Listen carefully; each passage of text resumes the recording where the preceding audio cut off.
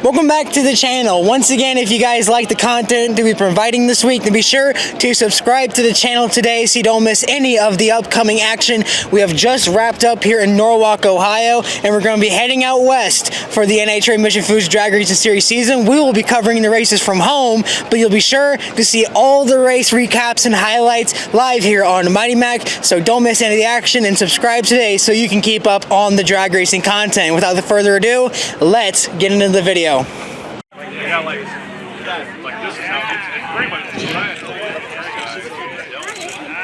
Awesome shot. Well, that was probably one of the best races I've seen in a very long time since starting to cover the NHRA. We started off here on Heavy Hearts, obviously, with what's been going on with John Force, as well as the passing of Lizzie Musey and Roger Richards. But at the end of it, we were treated to an incredible national event start to finish. And man, oh man, is this going to be one that's going to be remembered for a long time. Round one racing, off the charts, incredible. You saw a lot of upset winners. You saw a lot of fast speeds. We had really tricky tracking conditions all weekend long. On Saturday, we saw very hot and humid conditions, which the fuel cars were able to overcome, but the Pro Stock and Pro Stock bikes weren't so much able to. That was replaced with a very cool day today. When the sun was out, you could still feel it, but when the clouds came in, which they have been for most of the afternoon, the track conditions really cooled down, the speeds really picked up. And with that, just incredible speeds all day long. You saw multiple runs over 330 miles an hour. You saw multiple Pro Stock bike runs over 200 mile an hour as well. Perfect track conditions on what is one of the best racetracks on the tour.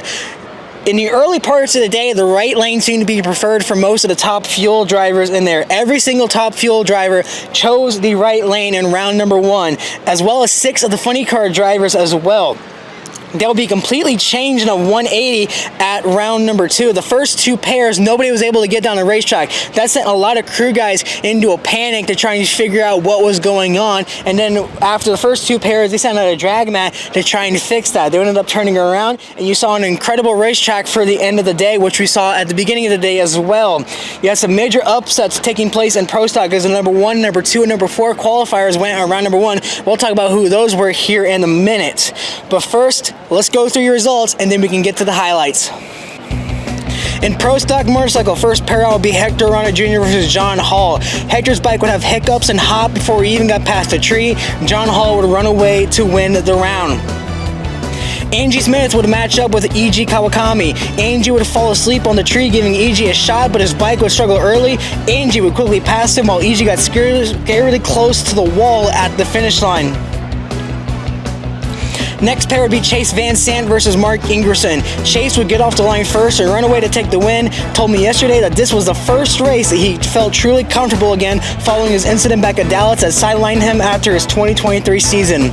Gianna Evaristo would match up against Chris Bostic. Gianna would get off the line first, run a 6.754 or 200 miles an hour. Chris would have issues early in the run and would shut it off.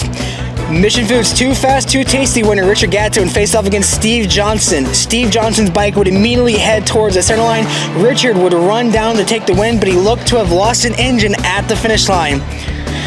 Gage Herrera would race against Ron Torno. Ron would red light, but it wouldn't have mattered as Gage Herrera would reset the track record set by Matt Smith back on Friday as he would run a 6.698 to take a win. Last pair out would be Matt Smith versus Wesley Wells. Matt would jump off the line quick and take the win to get a bye run in round number 2. In round 2, first pair out would be Angie Smith versus John Hall. John Hall would get a big advantage at the start, and it would carry over to a win for John Hall to advance to the semifinals. Next pair would be Richard Gadsden versus Gianna Evaristo. Richard Gadsden would blitz the tree and run away to take the win and move on to face Matt Smith in the semis. Matt Smith would take his solo run in round number 2. He would need a 6.86 to get lane choice against Richard Gadsden. He would get it as he ran a 6.81. Final pair would be Gage Herrera versus Chase Van Sant. Chase Van Sant would get the advantage on reaction time as well as beating Gage Herrera's 60-foot time. However, it wouldn't be enough to overpower the Vance & Hines engine, and Gage Herrera would keep the streak alive and moving back to the semis. In the semifinals, Matt Smith would go out first for his semifinal matchup against Richard Gadsden. Both bikes would leave close to each other, but Richard's bike seemed to lag in second gear. Matt would run away to take the win, but Richard's bike pushed really close towards the wall, and he almost brushed it as well. There was a lot of concern from some of the riders that he actually might have hit that wall. Very close call for him, but I saw him walking in the pits. He seems to be just fine. Second pair of Gage Herrera and John Hall would be an easy win for Gage Herrera as John Hall red-lit on the tree, setting up for another final round between Gage Herrera and Matt Smith. In that final round, Gage would get the jump off the starting line. Matt's bike shot towards the center line. He would keep it on the throttle until he finally crossed the center. Gage Herrera gets his first win at Norwalk and his 11th national event win in a row. In the factory hot rod class, first pair will be Jerry Tugger versus Mason McGahey. Both cars would spin the tires immediately. Mason would power through it and scream down the track while fishtailing it towards the finish. Troy Coughlin Jr. would race against Eric Latino. Eric would throw it away with a red light and spin the tires while Troy would scream down to set the fastest ET of the weekend at 6.587. Next pair out would be Aaron Stanfield versus Chris McGahey. Chris would drive towards the center line and dance with it to the finish. Aaron would drive away and take the win and also set low ET of the weekend at 6.561. Points leader Dallas Glenn would meet up with Jed Coughlin Jr. Dallas would get the jump early and win the race with a 6.569, almost beating Aaron's time. Following them would be Matt Hartford versus Fernando Quadra Jr. Fernando would jump off the line first, and even though Matt would run low ET of the weekend at 6.556, he would lose on a hole shot and go home early.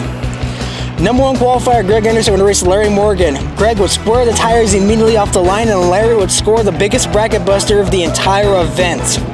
Following them would be Derek Kramer versus David Quadra. Derek Kramer would lead first, and in a tight race, Derek would sneak by and take the win. The last pair out would be a rematch of the Gainesville final between Erica Enders and Christian Quadra, and then the form of revenge, Christian would get a major round 1 victory in a hole shot, officially ruining pretty much everyone's bracket. In round number 2, first pair would be Larry Morgan versus Mason McGahey. Mason would get the advantage off the starting line and would drive down to take the win to advance to the semifinals for the number 8 position. Second pair out would be Fernando Quadra Jr. and Dallas Glenn. Fernando would square the tires off the starting line and Dallas Glenn would sail down to the win. Following them would be Troy Coughlin Jr. versus Christian Quadra. Christian would get the advantage early and run away to make it back to the semifinals. Last pair was Derek Kramer versus Aaron Stanfield. Aaron Stanfield would lead first and run away to make it to back-to-back semifinal rounds. In the semifinals, Mason McGahey and Dallas Glenn would be first up. Mason would get away early and look to have the win, but the car would steer towards the wall and then the center, and it allowed Dallas to make it to another final round after passing him. The final race between Christian Quadra and Aaron Stanfield would see Aaron launch off the line quick and run away to the win to set up a rematch in the finals from Virginia. And in the finals, Aaron Stanfield would lead first off the line. Dallas Glenn immediately squares the tires, and Aaron Stanfield takes a solo run to score back-to-back national event wins. In the funny car, first pair would be Bob Tasca III versus Dave Richards. Bob Tasca scorched the tree and ran away before 200 feet to win at 336 miles an hour. Next would be Blake Alexander versus Buddy Hill. Blake left first and is able to open the gap towards the finish to get another round win. He now sits 5-2 in first rounds this season. Number 1 qualifier Austin Prock would choose to run next against Joe Morrison. The team would also be first team to choose the left lane in the field categories. Joe Morrison would jump the tree early and immediately lose it. Austin Prock's car would drive towards the center line after losing a cylinder early and click it off at half track to avoid crossing the center and take the win. J.R. Tower would face off against Chris King next. J.R. would lead first and never look back to an easy round win, and Chris still got his best ET of the weekend, however. Like Austin Prock, Paul Lee would also choose to run the left lane against Bobby Woody III. Paul would lead first, Bobby would smoke the tires immediately and then pop the motor after the tree. Meanwhile, Paul Lee would smoke the tires all the way down and fishtail it between the center line and the wall to take the win. Matt Hagan would match up against Cruz Pedregon. Matt, who also chose the left lane, would lead first and win the race with about half a car length to spare. Next pair will be Ron Capps versus Daniel Wilkerson. Ron Capps would get off the line first and score his best run in a couple races as he would win with a 389 at 331 miles an hour. Last pair would be Alexis Joria versus Chad Green. Alexis would drive into smoke early into the run, and Chad Green would score a much-needed round win. In round 2, Bob Tasca versus Paul Lee would be the first pair out. Tasca would get off the start that he needed, and it would pay off as he would beat Paul Lee by about a whole car length. Next pair out would be a rematch of last year's final between reigning winner Blake Alexander and reigning funny car champion Matt Hagan. Matt would get revenge from his final round loss last year to Blake and take out Blake Alexander after leaving him first on the tree. JR Todd and Ron Capps would be the following pair out. Both cars will leave early. JR looked to get the win, but the car would smoke the tires, and Ron Capps would get a much-needed semifinal appearance. Last pair out would be Austin Prock versus Chad Green. Austin Prock got the jump early and took the win, as Chad Green would smoke the tires at half track, securing a semifinal matchup including all of the Big Four teams. In the semifinals, the first pair out would be the ongoing war between Bob Taska III and Austin Prock. Taska, who had lane choice, opted to run in the right lane again, which they favored all day long. After losing the Virginia finals in the Mission 2 Fast 2 Easy Challenge, third time would be the charm, and Taska would finally score a victory against Austin Prock. Next pair will be the last two Funny Car World Champions of Matt Hagan and Ron Capps. Matt Hagan would smoke the tires immediately, and Ron Capps would run down to a 391 to get lane choice in the finals against Bob Taska. And in the final rounds, Capps and Taska would leave evenly off the line. Ron Capps would smoke the tires at about half track, and Bob Taska III would score his first win since the Las Vegas 4-Wide Nationals. And then finally, in the king of the sport, Top Fuel Dragster, TJ Zizzo versus Trip Tatum, first pair out. Trip jumps the first off the starting line and is able to hold on and win on a hole shot while losing the motor at the finish.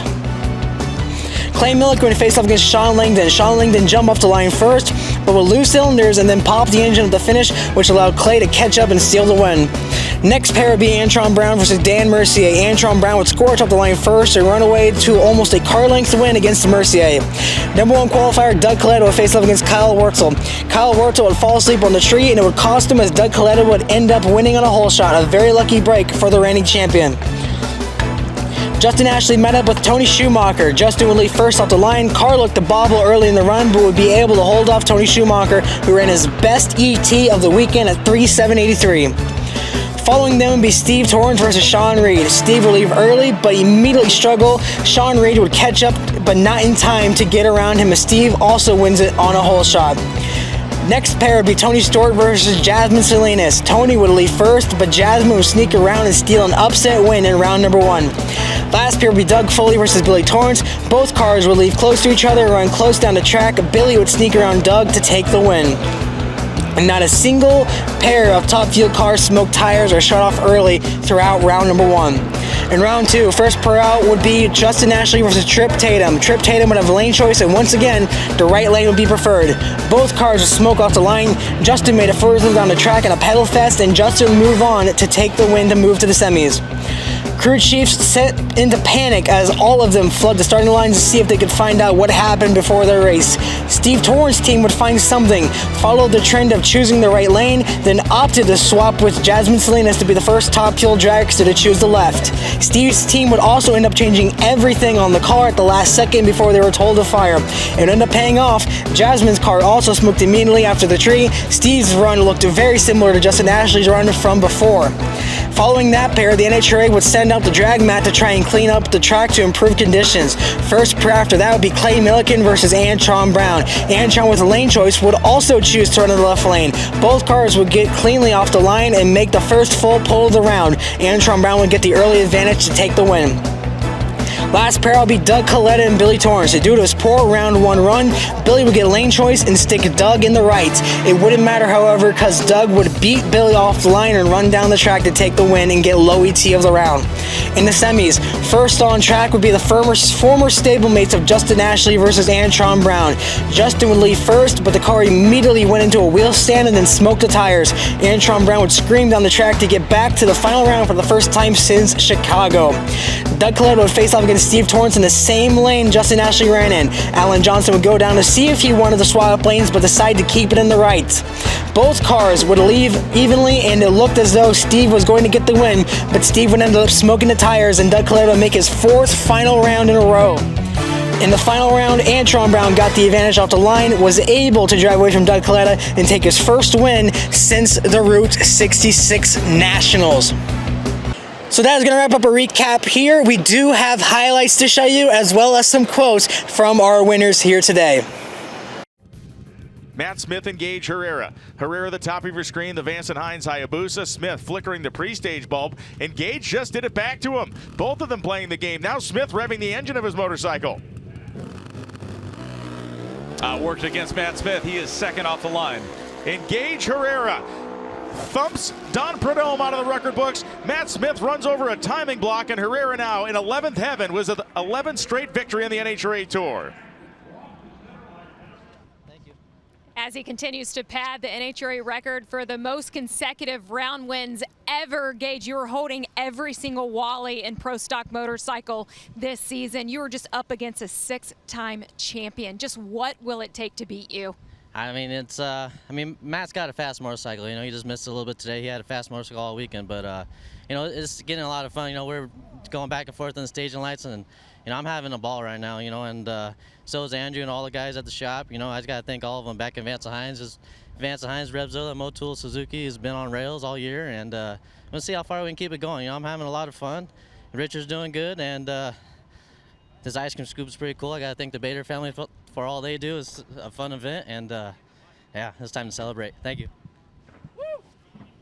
You know, Tony, this is a battle. This is now a rivalry based in excellence. Really has been. It's going to be interesting to see, and there it is right there. It's an instant hole shot for Aaron Stanfield, but problems early. A hard left for the car, Dallas Glenn. And Aaron Stanfield lays Dallas Glenn endwise in this final round. 6:53.9, 208 miles an hour for the first time in his career. Back-to-back wins, the 10th Pro Stock victory for Aaron Stanfield. Back-to-back wins in Pro Stock brings Aaron Stanfield to his 10th career Wally in Pro Stock. How is momentum on your side right now? Back-to-back, man. It feels great. This is a home race for Melling, so I'm visiting Melling for the first time on Monday, and this is going to be something really cool to show all the guys. And thank you to Johnson's Horsepower Garage, Jason and Nikki Johnson, Joe, Janik, all the boys at Elite Motorsports. This hot rod was flying today, and man, it feels good to get this ice cream scoop here. Thank you.